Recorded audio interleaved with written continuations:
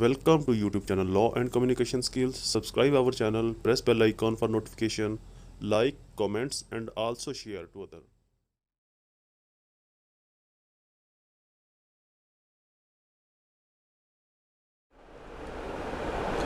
Assalamu alaikum friends and viewers, I hope all are fine. This is Mubashir Iqbal Chauhan, Advocate High Court and Legal Lecturer. Series of legal lectures के अंदर हमारा आज का subject CRPC code of criminal procedure 1898। इस subject को भी हमने अपने साथ अपनी लॉ सीरीज़ के साथ इसको ऐड किया है। पहले हमारी लॉ ऑफ एविडेंस की पार्ट 3 जुडिशरी और कम्पिटिटिव एग्ज़ाम वालों के लिए हमारी सीरीज़ चल रही थी लॉ ऑफ एविडेंस की। अब हमने इसको CRPC को भी साथ में स्टार्ट किया है, मर्ज किया है। CRPC का हमारा जो आज का टॉपिक है, क्वेश्चन है, फर्स्ट क्वेश्चन, उसको बताने से पहले मैं कुछ और चीज़ों का जिक्र कर दूं कि इससे पहले बहुत सी ऐसी बातें हैं जो आम लोगों की तरफ से, अननोन लोगों की तरफ से, ऐसे लोगों की तरफ से आपके माइंड के अंदर डाली गई हैं जो शायद कभी आपके टीचर थे, आपके पेरेंट्स, आपके बुजुर्ग, जिनका कानून से कोई लेना देना नहीं था। तो इसलिए यहाँ पर बहुत सी ऐसी जो बातें हैं जो इससे पहले आपके माइंड के अंदर डली हुई थी एक रॉन्ग कॉन्सेप्ट के थ्रू, तो वो अब बहुत से कॉन्सेप्ट आपके ओमिट हो जाएंगे, रिपील हो जाएंगे और चेंज हो जाएंगे। तो बहुत सी चीज़ें इंशाल्लाह इसके अंदर आपको सीखने को मिलेंगी, आपको समझने को मिलेगी, आपके जुडिशल एग्जामिनेशन के पॉइंट ऑफ व्यू से, कम्पिटिटिव एग्जामिनेशन के पॉइंट ऑफ व्यू से भी और LLB के पॉइंट ऑफ व्यू से, तो ऑब्वियसली आपके लिए काफ़ी हेल्पफुल साबित होगा। क्वेश्चन, ये टॉपिक है हमारा आज का जी, कन्फेशन। कन्फेशन कब एडमिसिबल होगा, कब एडमिसिबल नहीं होगा, और किस तरह से कन्फेशन रिकॉर्ड हो तो एडमिसिबल होगा और किस तरह से कन्फेशन रिकॉर्ड हो तो एडमिसिबल नहीं होगा, और किसका confession admissible before the court होगा और किसका confession admissible before the court नहीं होगा। इन तमाम चीज़ों के ऊपर, इन तमाम पहलुओं के ऊपर हम रोशनी डालेंगे आज। उससे पहले मैं कुछ बता दूं कि मेरे नोट्स अवेलेबल है, आप नोट्स मार्केट से ले लें, आपके लिए फ़ायदेमंद है। अगर आप मुझे मैसेज कीजिएगा, मैं PDF की सूरत में आपको फॉरवर्ड करवा दूँगा व्हाट्सएप के ऊपर। सेकेंड, अगर आप ये दोनों काम आप नहीं कर पाते तो आप मेरे जो लेक्चर्स होते हैं वो भी एक सीक्वेंस वाइज में देता हूँ, मतलब प्रीफेस से स्टार्ट करके प्रीक्लूड तक, एंड तक लेकर जाता हूँ। तो आप जो मैं हेडिंग बता रहा हूँ उन्हीं की हेडिंग्स भी अगर आप बनाते जाएं तो ये भी आपके लिए बहुत फ़ायदेमंद साबित होगा।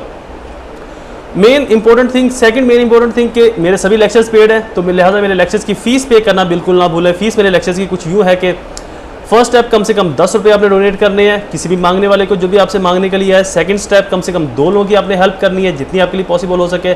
थर्ड स्टेप मेरी फीस का, मेरे पेरेंट्स के लिए दुआ, अल्लाह ताला उनको सेहत तंदुरुस्ती दे और उनका साया मेरे सर पर सलामत रखे। शुरू करते हैं हमारा lecture, confession admissible before the court और नॉट। कन्फेशन क्या है? बेसिकली मैंने अपने लॉ ऑफ एविडेंस के अंदर भी इसका थोड़ा सा ब्रीफली इसके ऊपर लेक्चर दिया था, लेकिन चूँकि यहाँ पर इसका प्रोसीजर बताया जाता है CRPC में। लॉ ऑफ एविडेंस के अंदर कॉन्सेप्ट है एविडेंस के थ्रू, CRPC के अंदर इसका प्रोसीजर है कि कॉन्सेप्ट भी है और प्रोसीजर भी कि इसको कैसे अडॉप्ट करेंगे तो ये कन्फेशन जो है एडमिसिबल होगा, और अगर कोई कमी कोताही रहेगी तो वो कन्फेशन एडमिसिबल नहीं होगा। कन्फेशन दरअसल इसका जो कॉन्सेप्ट है इसका जो कॉन्सेप्ट है ये हमें क्रिश्चियनिटी में जाकर मिलता है। ईसाइयों में, क्रिश्चियंस के अंदर एक आम ये चीज़ पाई जाती है कि वो लोग जब कोई जुर्म करते हैं, कोई क्राइम करते हैं या कोई गुनाह ऐसा कर लेते हैं जो उनका मज़हब उनको रोकता है या उनका मज़हब उनको इजाज़त नहीं देता वो जुर्म करने की, तो उसके बाद वो अपने पोप के पास जाते हैं। वो अपने जो उनका लीडर है, रहनुमा है, जो उनका मजहबी लीडर है, जो उनका पोप है, उसके पास जाते हैं और वहाँ पर जाकर वो कन्फेस करते हैं। उनका मानना, उनका नज़रिया, उनका अकीदा ये है कि जो कि पोप यसू मसीह हज़रत ईसा अलैहिस्सलाम की जगह के ऊपर उनके जो जानशीन हैं, उनकी जगह के ऊपर वो तैनात हैं, तो अगर इनके सामने ये कन्फेशन कर दिया जाए, अगर ये एडमिशन कर लिया जाए तो हमें आखिरत से छुटकारा मिल जाएगा, आखिरत से हमें आज़ादी मिल जाएगी, हमारे गुनाहों का जो अजाला है वो यहीं पर कन्फेशन की सूरत में हो जाएगा। एनीवे, ये कितना एथेंटिक कॉन्सेप्ट है या नहीं ये उनका मामला है, ये उनके मज़हब का मामला है। हमारा उस मज़हब जस्ट हवाला देना मकसूद था कि ये कॉन्सेप्ट जनरेट वहाँ से हुआ, निकला वहाँ से है, बाकी वो किस हद तक एथेंटिक है या नहीं ये समथिंग डिफरेंट, ये उनके अपने मज़हब का मामला है।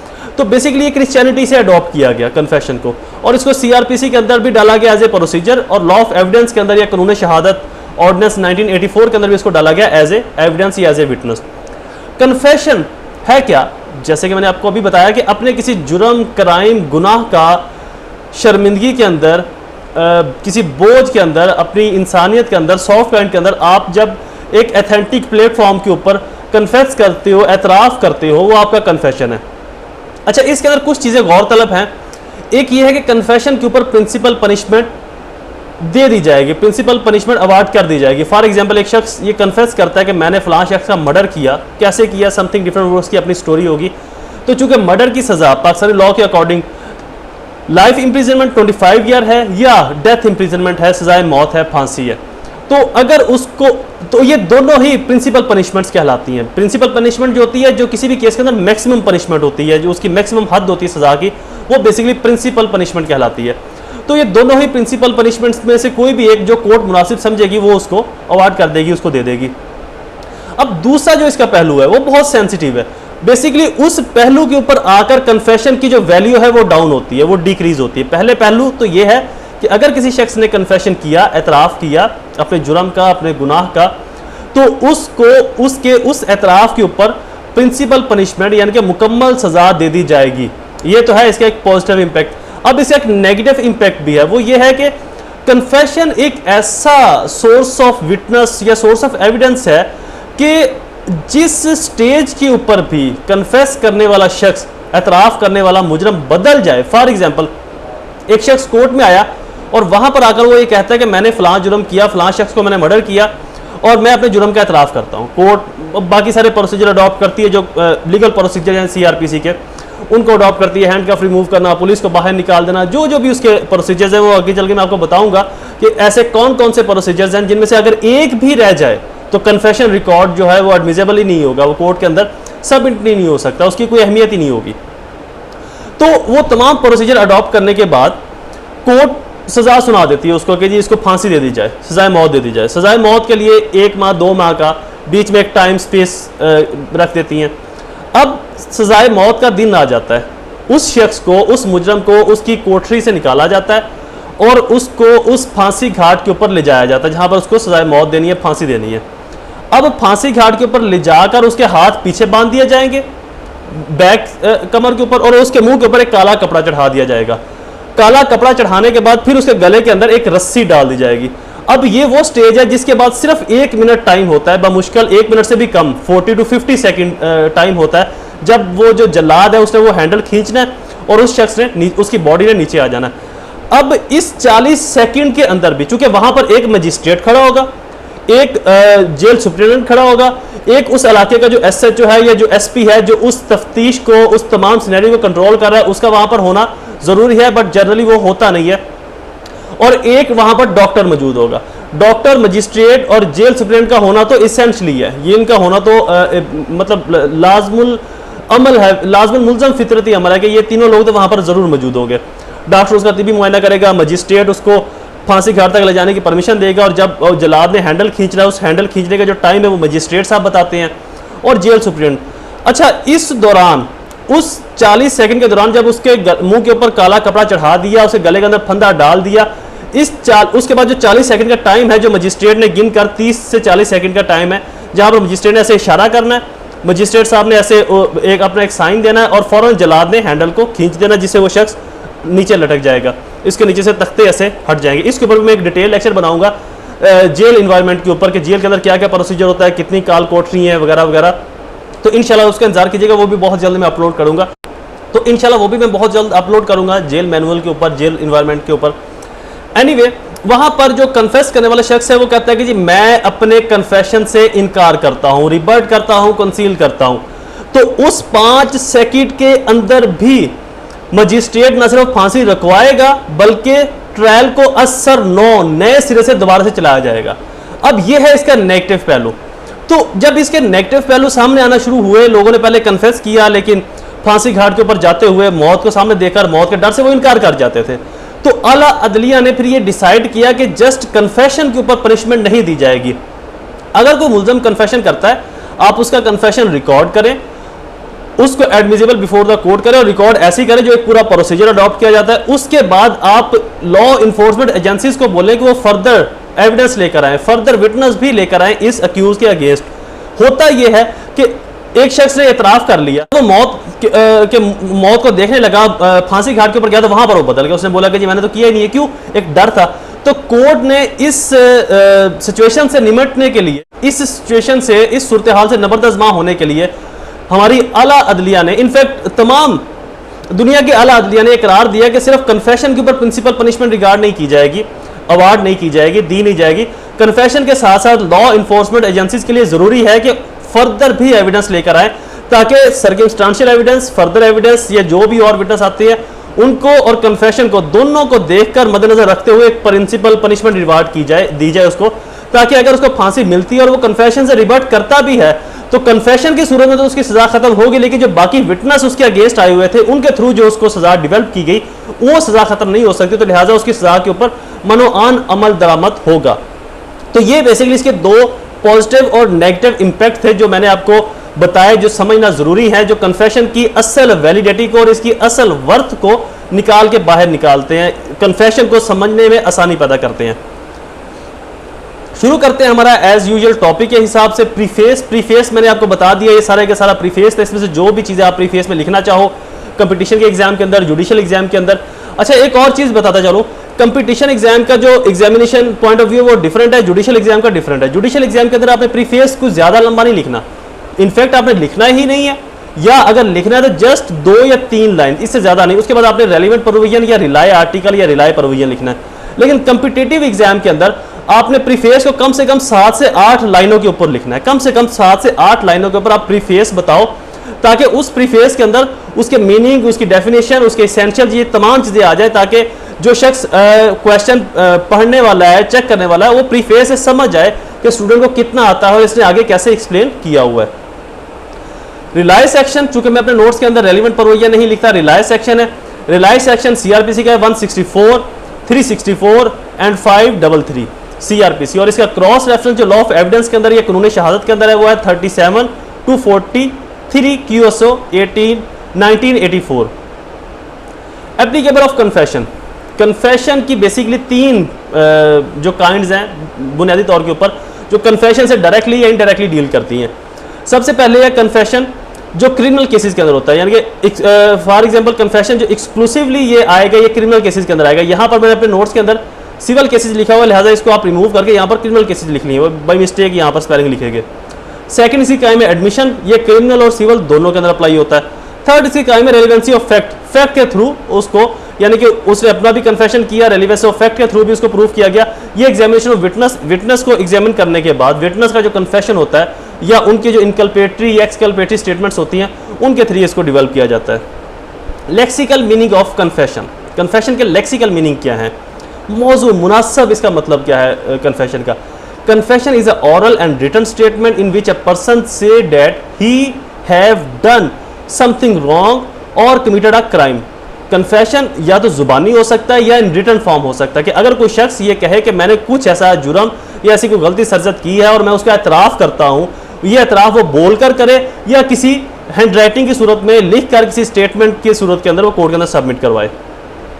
लॉ डिक्शनरी के मीनिंग क्या है कन्फेशन के, the act is telling person something that makes he embarrassing and ashamed, जो किसी शख्स को शर्मिंदा करे, उसको शर्मिंदगी दिलाए कि आपने ये काम गलत किया, तो उसका जो इजहार होता है वो कन्फेशन कहलाता है। डेफिनेशन ऑफ कन्फेशन क्या है, an act of confession specially a disclose of one sins in the sacrament of reconciliation. Confession एक ऐसा काम है जो डिस्क्लोज करता है, जाहिर करता है किसी ऐसे गुनाह जुर्म को जिसको छुपाया गया हो और उसको असर नो बताया जाए, रिकॉन्सिलेशन उसकी की जाए।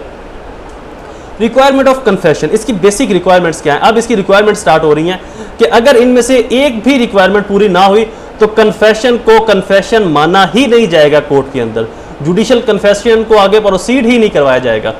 First, in person, for example अगर जुर्म मैंने किया है तो उसका एतराफ़ भी मैं करूंगा मेरे बिहाफ के ऊपर, मेरे असेंडेंट, मेरे डिसेंडेंट, मेरे लीगल हेयर्स, मेरे जो लीगल रिप्रेजेंटेटिव हैं वो नहीं, मेरे वकला नहीं, जस्ट मैं खुद एतराफ़ करूंगा, अपने अल्फाजों से करूंगा, मजिस्ट्रेट के सामने करूंगा, होशो हवास में करूंगा, मैंने कोई नशा ना किया हो, मैंने कोई ऐसी कोई चीज़ दवाई ना पी हो जो जिससे मैं अपने सेंसेस के अंदर मौजूद ना हूं, तो लिहाजा डॉक्टर भी इस चीज़ को अटेस्ट करेगा कि आया ये शख्स एतराफ़ करने वाला वाकई अपने सेंसेस के अंदर मौजूद है या नहीं। सेकंड, वॉलंटरली, अपनी मर्जी से आज़ादाना तौर के ऊपर, बगैर किसी दबाव के, बगैर किसी सिफारिश, रिश्वत और या धमकी, थ्रेट के, अपनी मर्जी से मैं उस जुर्म का एतराफ़ कर रहा हूं जो मैंने किया। जो शख्स कोर्ट के अंदर जुर्म का एतराफ़ करेगा वो अपनी मर्जी से करेगा, किसी के दबाव के ऊपर, किसी के कहने के ऊपर नहीं। विदाउट इन्फ्लुएंस, जैसे कि मैंने आपको बताया, बगैर किसी दबाव के, विदाउट इन्फ्लुएंस वो एतराफ़ करेगा। फ्री ऑफ हैंडकफ, अगर उसको हथकड़ी लगी हुई है, उसके हाथों को बांधा हुआ है, पुलिस ने हथकड़ी लगाई हुई है, तो उसकी हथकड़ी को खोल दिया जाएगा। हथकड़ी के अंदर ऊपर वाले तीनों एसेंशियल्स अगर फुलफिल हो जाए, इन पर्सन करे, वॉलंटरली करे, विदाउट इन्फ्लुएंस करे, लेकिन अगर हथकड़ी लगी हुई है तो उसका कन्फेशन को एडमिसिबल कोर्ट करेगी ही नहीं, मानेगी ही नहीं। तो लिहाजा कोर्ट उसके हैंडकफ जो है, उसकी हथकड़ी जो है खुद ही खुलवा देगी। Theory of confession, theory of confession is based to about on self express on crime और इलीगल एक्ट। जो इसकी थ्योरी है वो बेसिकली इंसान की अपनी ज़ात के खिलाफ जो उसने जुर्म किया हुआ उस जुर्म से सरजद करती है, उस जुर्म से डील करती है कि ये मैंने जुर्म किया है, लिहाजा मुझे इसकी सज़ा मिलनी चाहिए, मैं इसका एतराफ़ करता हूँ। Basis of confession, incriminate statement made by the accused. अच्छा, इसकी बेसिस जो है इसका मैं आपको बता दूं, लंबी स्टेटमेंट है, टाइम लगेगा पढ़ने में। बेसिस ऑफ जो कन्फेशन है वो ये है कि जर्नली इंसान अपने अगेंस्ट कोई इनक्रिमिनेट स्टेट, कोई ऐसी ह्यूमिलिएशन, कोई ऐसी बद कलामी, बद जुबानी, बुरे अल्फाज इस्तेमाल नहीं करता। तो लिहाजा जब इंसान ये इस्तेमाल करता है तो वो या तो शर्मिंदा है, या डर खौफ में, अपने मज़हब के हिसाब से, या अपने कल्चर के हिसाब से। तो अगर कोई शख्स अपने खिलाफ इस तरह का घिनौना इल्ज़ाम लगा रहा है तो जनरल रूल यही है कि वो झूठ नहीं बोल रहा। But exception are always there, इस्तिस्ना हर जगह पर मौजूद होता है, अच्छे बुरे लोग हर जगह पर होते हैं। कन्फेशन को क्यों मनवान एक्सेप्ट नहीं किया जाता? क्योंकि कुछ लोग, अक्सर ऐसा होता है कि एक बड़े जिम्मेदार ने, जागीरदार ने मर्डर किया और अपने नौकर को, अपने गनमैन को बोला कि जी आप कन्फेशन कर लें। अब गनमैन कर भी लेते हैं, क्यों? उनको लगता है कि यार पहले भी तो हम 15-20 हज़ार रुपये तनख्वाह ले रहे हैं ना इनसे, और 24 घंटे ड्यूटी भी करते हैं, तो बेहतर है कि हम जेल में चले जाएंगे, सुकून से 3 टाइम की रोटी भी खाएंगे, 15-20 हज़ार तनख्वाह हमें फिर भी मिलती रहनी है, तो हमारी ये ड्यूटी से तो जान छूट जाएगी। तो इस वजह से एक्चुअल शख्स जब अपने आप को बचाने के लिए किसी और को आगे कर देता है, तो बेसिकली लॉ जो है ये एक लॉजिक है, ये कॉमन सेंस है, ये एक सेंस ऑफ ह्यूमर, एक थ्योरी है। तो लॉ का मकसद सिर्फ अंधाधुंध सजाएं नहीं देना, लॉ का मकसद है कि बेसिक जो मुजरम है उसको पकड़ के जेल में डालना, उसको पकड़ के सलाखों के पीछे बंद करना, ताकि सोसाइटी से सिर्फ ये ना हो कि जिसे जुर्म की सजा मिल रही है, सोसाइटी के अंदर ये भी कॉन्सेप्ट डेवलप हो कि जुर्म करने वाले को सजा मिली है, जुर्म की सजा नहीं मिली।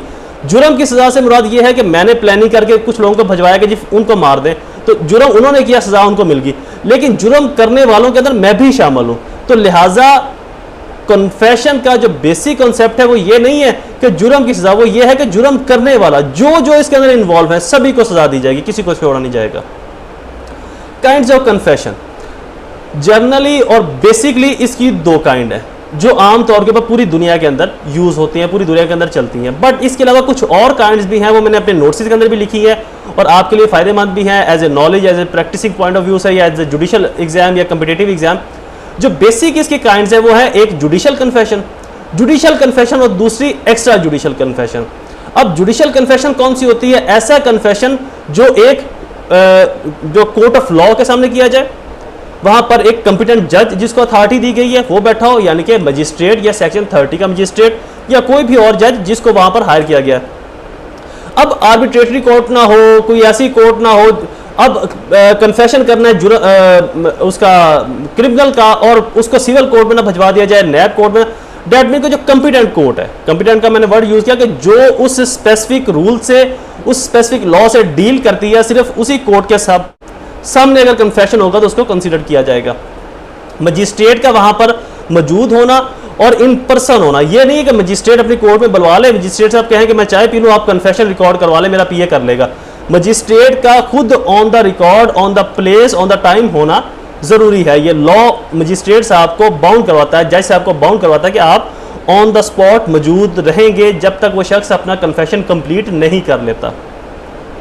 Extra judicial confession, basically extra judicial confession एक काइंड तो है कन्फेशन की, बट इसकी कोई अहमियत, कोई वैलिडिटी, कोई इसकी पावर, एथेंटिसिटी या इसकी वर्थ नहीं है, इसकी कोई वैलिडिटी नहीं है, इसकी कोई क्रेडिबिलिटी नहीं है। एक्स्ट्रा जुडिशल कन्फेशन हर वो कन्फेशन जो लॉ कोर्ट से बाहर हो, मजिस्ट्रेट से बाहर हो, मजिस्ट्रेट वहां पर मौजूद ना हो, कोर्ट ऑफ लॉ मौजूद ना हो, किसी डॉक्टर के सामने, किसी पुलिस ऑफिसर के सामने, किसी वकील के सामने, किसी भी और शख्स के सामने अगर कोई शख्स एतराफ़ करता है तो वो एक्स्ट्रा जुडिशल कन्फेशन कहलाता है। इसकी एथेंटिसिटी जुडिशल कन्फेशन जितनी तो नहीं है, but relevancy of fact in other evidence, circumstantial evidence के थ्रू अगर ये प्रूफ हो जाए तो इसके ऊपर भी प्रिंसिपल पनिशमेंट दी जा सकती है, बट एक स्ट्रॉन्ग एविडेंस के थ्रू, क्योंकि ये एक पुअर एविडेंस है, एक पुअर विटनेस है। तो लिहाजा लॉ ऑफ एविडेंस का ये कॉन्सेप्ट है, ये रूल है कि पुअर एविडेंस को पुअर एविडेंस से साबित नहीं किया जा सकता। जहां पर पुअर एविडेंस आ जाए, जहां पर वीक एविडेंस या वीक विटनेस आ जाए, वहां पर एक स्ट्रॉन्ग एविडेंस और एक स्ट्रॉन्ग विटनेस के थ्रू ही इसको प्रूफ किया जाएगा। Other kind inculpatory confession. Inculpatory confession कौन सा होता है? जिस कन्फेशन में अपने साथ साथ किसी और के ऊपर भी इल्जाम लगाया जाए। कन्फेशन सिंपल कन्फेशन हो गया जिसके अंदर अपने आप को बोला गया। एक्सकल्पेटरी कन्फेशन कौन सा होता है?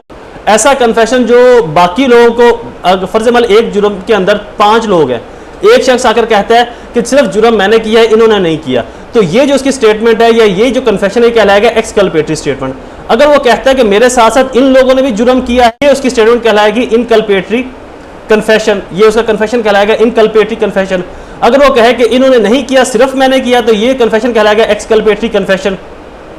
Retract confession. रिट्रैक्ट कन्फेशन जैसे कि मैंने आपको पहले बताया कि अपने कन्फेशन को वापस ले लेना, बोलने के बाद उससे डिनाई कर देना, रिवर्ट कर देना।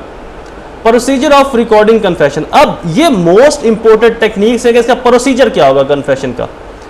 व्हेन टू बी रिकॉर्ड, कब रिकॉर्ड किया जाएगा? During the course of investigation, investigation के दौरान। After the filing of FIR 154 की जो CRPC की FIR है उसके बाद रिकॉर्ड किया जाएगा। बिफोर चलान या 173 का जो चलान पेश करना है कोर्ट में, उस चलान से पहले इसको रिकॉर्ड किया जा सकता है। इसके अलावा भी किसी स्टेज पर किया जा सकता है, बट ये इसेंशियल और बेसिक स्टेजेस है जहां पर कन्फेशन को रिकॉर्ड करवाया जाएगा before the magistrate and competent court of law. Formalities to be observe. कौन कौन सी फॉर्मेलिटीज है जिनको ऑब्जर्व करना कोर्ट के लिए जरूरी है जब कोई शख्स किसी जुर्म का एतराफ कर रहा है? सबसे पहले handcuff should be and must be remove. Handcuff जो है वो मुजरम को नहीं लगे होने चाहिए, वो हथकड़ियां जो है उनकी खुलवा ली जाएं और साइड पर रखवा दी जाएं, फेंक दी जाएं। Police should be sent out the court room. Police officer कोई भी यूनिफॉर्म के अंदर except then the guard of court, जो ऐसी पुलिस जो कोर्ट के गार्ड्स के अंदर शामिल है, कोर्ट की सिक्योरिटीज के अंदर शामिल है, उनके अलावा वो पुलिस जो किसी स्टेशन से, थाने से, इन्वेस्टिगेशन से, लॉ इन्फोर्समेंट एजेंसी से डील कर रही हैं, उनका कोई भी शख्स कोर्ट के अंदर मौजूद नहीं होगा। इस फॉर्मेलिटीज को फुलफिल करना इसेंशियली है कोर्ट के लिए।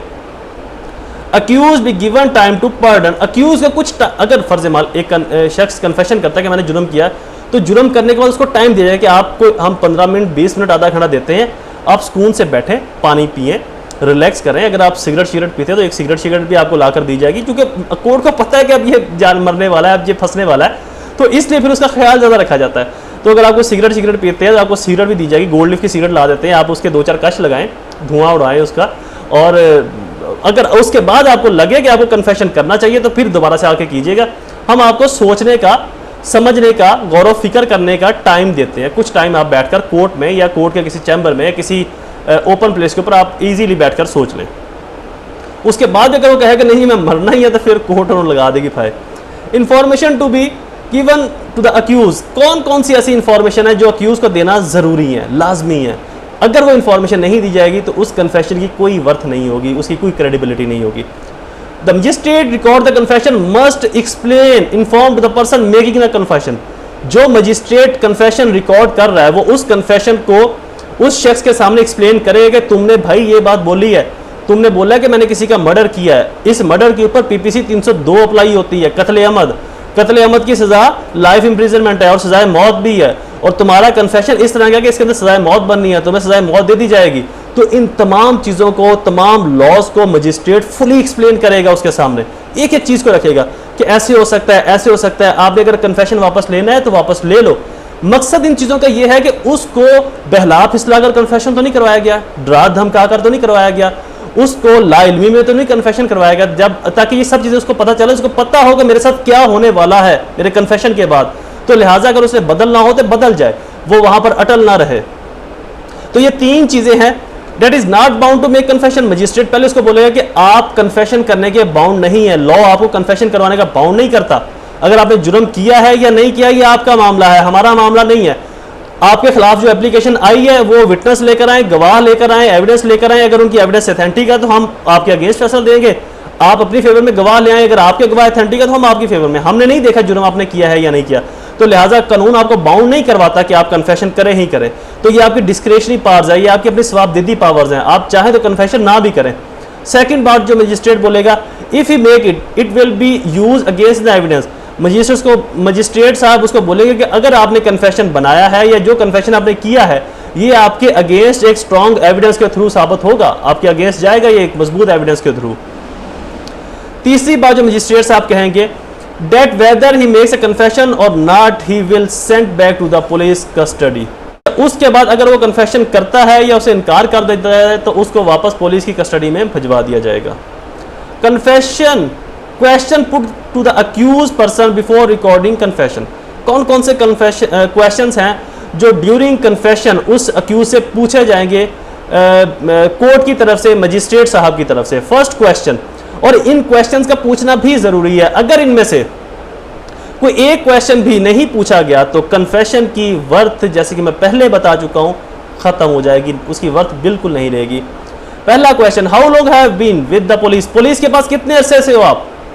पुलिस ने मारा तो नहीं, डराया धमकाया तो नहीं, दबाव तो नहीं डाला पुलिस ने? अब पता ही है हमारी पुलिस कैसी है, पुलिस ने लितर देखे थे, पुलिस की जूतियां देखे तो बड़े बड़े उनके पैरों से जमीन निकल जाती है। तो जारी बात कोर्ट को भी पता है, अदालतें भी इसी माशरे से, इसी सोसाइटी का हिस्सा है, तो उससे ये पूछेगा कोर्ट पुलिस के पास कब से हो, पुलिस ने कोई दबाव तो नहीं किया, तशद्दुद तो नहीं किया, मारा तो नहीं है, डराया धमकाया तो नहीं है, जो है ना वो 12 नंबर की जुत्ती इस्तेमाल तो नहीं की है जो इतनी लंबी होती है।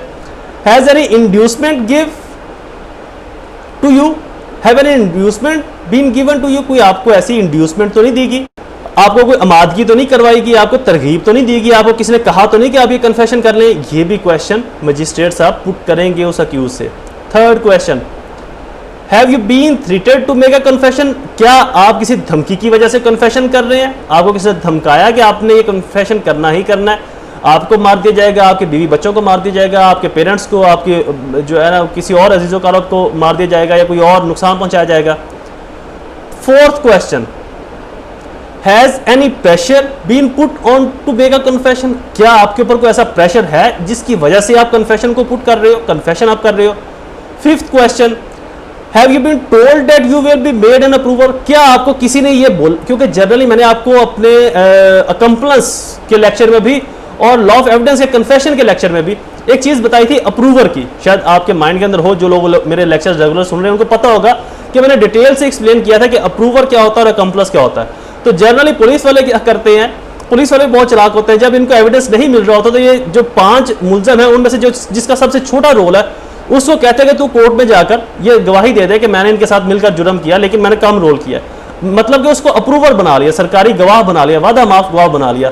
तो कोर्ट पूछती है कि क्या आपको किसी ने बोला तो नहीं अप्रूवर बनने का, क्योंकि ये तमाम जो चीजें हैं ना ये उस शख्स की अपनी वॉलंटरली कंसेंट से होना जरूरी है, किसी के कहने पर नहीं। अगर किसी के कहने पर कोई एक चीज भी साबित होती है तो कन्फेशन नहीं होगा, वो फिर इंड्यूसमेंट में, थ्रेट के अंदर, किसी शख्स को तरगीब दिलाने में, आमादगी में, रिश्वत पैसा देने की सेंस के अंदर चला जाएगा, कन्फेशन नहीं कहलाएगा। तो मजिस्ट्रेट साहब ये पूछेंगे उससे, जैसे भी पूछेंगे कि आपको किसी ने अप्रूवर बनने के लिए बोला तो नहीं, वो कहेगा नो, अगर नो बोलेगा देन उसकी वैलिडिटी चलती आ रही है। Question number 6, why are you making this question. अब यहां पर जज साहब ने खुद सेटिस्फाइड होना है, वो उसे पूछे कि आप क्यों कन्फेशन कर रहे हैं, इस केस के अंदर कोई एविडेंस नहीं है, कोई विटनेस नहीं है, या अगर एविडेंस विटनेस है तो वो अभी आए नहीं है या कमजोर है, कुछ भी, तो आपको क्या जरूरत है कन्फेशन करने की, आप वेट करें, क्यों कन्फेशन कर रहे हैं, क्यों अपने आप को मरवा रहे हैं, क्यों अपने आप को सजा दिलवा रहे हैं। तो इसके बाद जो उसका आंसर होगा ये आंसर सेटिस्फाइड करेगा, ये आंसर डिटरमाइन करेगा कि इस शख्स का जो कन्फेशन है वो कितना रियलिस्टिक है, कितना ऑथेंटिक है, कितना क्रेडिबल है और कितनी इसके अंदर पावर है, स्ट्रेंथ है इस कन्फेशन को एडमिसिबल बिफोर द कोर्ट रखने के लिए। तो यहां पर वो जो आंसर देगा उस आंसर को मजिस्ट्रेट साहब, जज साहब लफज ब लफज सुनेंगे और उसके अंदर एनालिसिस करेंगे कि आया ये सच्चा है, झूठा है, अपनी तरफ से बना रहा है किसी के कहने के ऊपर। तो वो तमाम उसके अल्फाजों के ऊपर जो इस क्वेश्चन के बाद वो जवाब देगा उसके ऊपर मजिस्ट्रेट साहब डिटेल से बगौर उसका मुताला करेंगे। 7वां question, have you consulted your relatives और लॉयर्स, क्या तू अपने किसी वकील के साथ, किसी रिश्तेदार के साथ कंसल्ट करना चाहता है, राब्ता करना चाहता है। अगर करना चाहता है तो हमें कोई एतराज़ नहीं है, कन्फेशन बाद में हो जाएगा। तू अपने किसी रिलेटिव्स के साथ रब्ता कर ले, कांटेक्ट कर ले, फ़ोन पर बातचीत कर ले, कोई वकील हायर करना है तो हम वो भी हायर करवा देते हैं गवर्नमेंट की तरफ से, या इंडिपेंडेंट कोई तू वकील खुद से करना चाहता है तो वो भी वकील मिल जाएगा। तो इस सवाल का जवाब अगर वो कहता है कि ठीक है जी मुझे वकील चाहिए, तो उसको वकील प्रोवाइड करवाया जाएगा। वो बोले कि नहीं मुझे ज़रूरत नहीं है, केस को प्रोसीड करें, आई एडमिट बाई कन्फेशन, मैं I admit by crime etcetera, जो भी मैंने गलती कमी कोताही की है मैं उसको तस्लीम कर रहा हूँ, कन्फेस कर रहा हूँ, तो लिहाजा आप इसको आगे प्रोसीड करें। Next stage is satisfaction of magistrate या satisfied of magistrate. The magistrate should satisfied himself that the confession is being made voluntarily and then recorded। जब मजिस्ट्रेट साहब को ये तसल्ली हो जाएगी, ये यकीन हो जाएगा कि जो कन्फेशन इसने किया है, इस मुलज़म ने जो कन्फेस किया है, अपने जुर्म का एतराफ़ किया है, ये आया हकीकत के ऊपर मबनी है, रियलिस्टिक है, या किसी के कहने के ऊपर पैसे, रिश्वत, लालच, धमकी, जोर, दबाव के अंदर इसने ये कन्फेशन किया है। तो मजिस्ट्रेट साहब अगर इसके ऊपर सेटिस्फाइड होंगे, मुतमईन होंगे, तो फिर इसको रिकॉर्ड करेंगे, यहां से वो अपना कन्फेशन रिकॉर्ड करवाना स्टार्ट करेगा। हाउ रिकॉर्डेड, कैसे रिकॉर्ड होगा? Judicial confession must be recorded in the manner provide section 364 CRPC 64 के अंदर जो प्रोसीजर दिया गया, जो मैंने आपको बताया कि मजिस्ट्रेट का होना, कोर्ट ऑफ लॉ का होना, जज साहब का ऑन द स्पॉट होना, इन पर्सन होना, और बाकी जो ऊपर चीज़ें बता दी हैं, इन तमाम चीज़ों का होना ये 364 के अंदर मेंशन किया गया CRPC में। कॉन्सिक्वेंस डिले ऑफ रिकॉर्डिंग, अगर 24 आवर्स का डिले है और अनएक्सप्लेन डिले है पुलिस की तरफ से या किसी भी वजह से, तो फिर उस बात को शक के अंदर लिया जाए कि इतना डिले क्यों कन्फेशन के अंदर, क्यों इसको मारा तो नहीं गया, इसको धमकाया तो नहीं गया। एडमिसिबिलिटी ऑफ कन्फेशन, कितना को कन्फेशन एडमिसिबल है? Rely article, law of evidence क्या है 37, 41, 42। Confession cause by inducement, threat और प्रॉमिस इज इररेलेवेंट। अगर इंड्यूसमेंट के ऊपर, अगर थ्रेट के ऊपर, अगर प्रॉमिस के ऊपर, कोई वादे के ऊपर बनाएगा कि तू कन्फेशन कर लो, आप मुलजम को बोले तो आपको हम 1 करोड़ देंगे, 10 करोड़ देंगे, धमकी दी गई है या मजबूर किया गया, इंड्यूस किया गया उसको, तो ऐसी सूरत में क्या गया कन्फेशन इररेलेवेंट है क्रिमिनल प्रोसीडिंग के अंदर। आर्टिकल 41 QSO क्या कहता है? Confession made by removal of impression, caused, inducement, threat और प्रॉमिस। अगर उसके अंदर कोई भी उसकी इंप्रेशन से बात साबित हो जाएगी, इसको थ्रेट है, कोई इंड्यूस किया गया या प्रॉमिस है, तो वहां पर भी कन्फेशन को खत्म कर दिया जाएगा। आर्टिकल 42 ये इररेलेवेंट है, एडमिशन से डील करता है, relevant does become irrelevant merely etcetera etcetera. Explanation, a confession which falls within the mischief, किसी कमी, गलती, कोताही के ऊपर, अगर कोई इसके अंदर कमी है, गलती, कोताही है, कोई ऐसी खामी रह गई है, तो ये एडमिसिबल बिफोर द कोर्ट नहीं होगा, इनएडमिसिबल होगा इन ना एविडेंस। थ्रेट, जो इसकी कन्फेशन की अथॉरिटी है, that the accused person has made the confession authority, threat के बगैर, इंड्यूसमेंट के बगैर, वही बात जो पहले मैंने की है, प्रॉमिस के बगैर होगा तो वो एडमिसिबल होगा। Proceeding from a person is authority, that the inducement, threat, promise must have been reference to the charge against accused, उसको ये तमाम चीज़ें बताई जाएगी, आपके अगेंस्ट चार्ज लगाया जाएगा, आपके अगेंस्ट ये बात साबित होगी। अगर थ्रेट इंड्यूसमेंट के अंदर, प्रॉमिस के अंदर, तो उसको एडमिट ही नहीं किया जाएगा, उसको कंसील कर दिया जाएगा, रिजेक्ट कर दिया जाएगा, निकाल दिया जाएगा उस कन्फेशन को कोर्ट से बाहर। इंड्यूसमेंट आपको बता दी, थ्रेट जो है वो भी आपको बता दिया, धमकी के अंदर उसको कोई ऐसी सज़ा देने का, कोई ऐसे उसको कोड़े मारने की बात की गई हो, या पुलिस ने उसको मारा हो कि नहीं तुमने मारना ही मारना है कोर्ट में, अगर ना माने तो पुत्र वापस है तो साढ़े को ही आना ना, फिर तेना निबड़ लांगे। तो ऐसी सूरत में भी जो कन्फेशन है उसको, उसकी कोई अहमियत नहीं होगी। प्रॉमिस को वादा किया गया है पैसे देने का, कुछ और ज़मीन जायदाद लालच का उसको वादा किया गया, तो ऐसी सूरत में भी कन्फेशन एडमिसिबल नहीं होगा। Removal of impression caused by inducement, threat और प्रॉमिस, थ्रेट, इंड्यूसमेंट और प्रॉमिस की सूरत के अंदर जो उसके इंप्रेशन हैं उनको देखना, उसको जज करना, ये कोर्ट की प्राइमरी रिस्पॉन्सिबिलिटीज़ है, कोर्ट इनको देखेगी। Essentials, fully, thoroughly, completely, entirely, so as not to have the terrors of the impression created by the torture, fear, torture की सूरत में, किसी डर खौफ की सूरत में, मार कुटाई की सूरत में, धमकी की सूरत में, प्रॉमिस की सूरत में, उसके जो भी फेस इंप्रेशन हैं उनको जज करना ये कोर्ट की प्राइमरी रिस्पॉन्सिबिलिटी है। ये AIR 1949 MADH PAR page number 17 case laws के थ्रू इसको डेवलप किया गया। कन्फेशन व्हेन नॉट एडमिसिबल, कब एडमिसिबल नहीं होगा? बहुत सी चीज़ों पर मैंने बता दी, इन शॉर्ट ये बताता चलूँगा। Confession recorded by magistrate without conforming to the mandatory provision of the section 164, 364। Magistrate record करता है लेकिन वो उस वक्त ऑन ड्यूटी नहीं है, या 164 CRPC और 364 CRPC के तहत उसके प्रोसीजर को फॉलो नहीं करता, तो एडमिसिबल नहीं होगा। Confession cause by inducement, threat, promise threat के ऊपर, प्रॉमिस के ऊपर, इंड्यूसमेंट के ऊपर बनाया गया तो एडमिसिबल नहीं होगा। Confession before the police officer is not admissible, police officer के सामने किया गया एडमिसिबल, जो कन्फेशन है वो कोर्ट के अंदर एडमिसिबल नहीं होगा। पुलिस की हद तक जो भी है वो रहे, उसकी कोई अहमियत नहीं है। कन्फेशन में क्योंकि पता है ना कि हमारी पुलिस कैसे कन्फेशन करवाती है, जिस तरह से मुजरम को लिटा के और जब आजा मेरे बालमा तेरा इंतज़ार, एडा बड़ा वो होता है वो डंडा प्लास्टिक का, तो वहाँ पर तो मुलज़िम ने जो नहीं किया वो भी मान जाता है। तो इसलिए कोर्ट कहती है कि पुलिस के सामने किया गया कन्फेशन की कोई वर्थ नहीं, कोई अहमियत नहीं है। कन्फेशन में by person police custody which is not made in immediate presence of magistrate, अगर जो मजिस्ट्रेट है वो वहाँ पर प्रेजेंट नहीं है, मौजूद नहीं है, तो कन्फेशन जो किया जाएगा उसकी कोई अहमियत वर्थ नहीं होगी। Evidential value, best evidence against the accused, ये इसकी एविडेंशियल वैल्यू है। सोल बेस ऑफ कन्विक्शन, इसके ऊपर प्रिंसिपल कन्विक्शन दी जा सकती है, सजा दी जा सकती है। वीकेस्ट काइंड ऑफ एविडेंस, ये वीकेस्ट काइंड ऑफ एविडेंस भी जैसे कि मैंने आपको अपने स्टार्ट में बताया कि अगर मुलज़म बदल जाए तो इसकी अहमियत, इसकी वर्थ खत्म हो जाती है।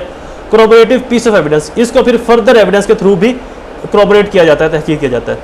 नेक्स्ट हेडिंग है G preclude remarks, question is complete. I hope आपको ये लेक्चर पसंद आया होगा, काफ़ी लंबा हो गया। मेरे चैनल को सब्सक्राइब करना, बेल आइकन को प्रेस करना ना भूलें। मेरे वीडियोस को अपने तमाम सोशल नेटवर्क्स के ऊपर शेयर जरूर किया करें।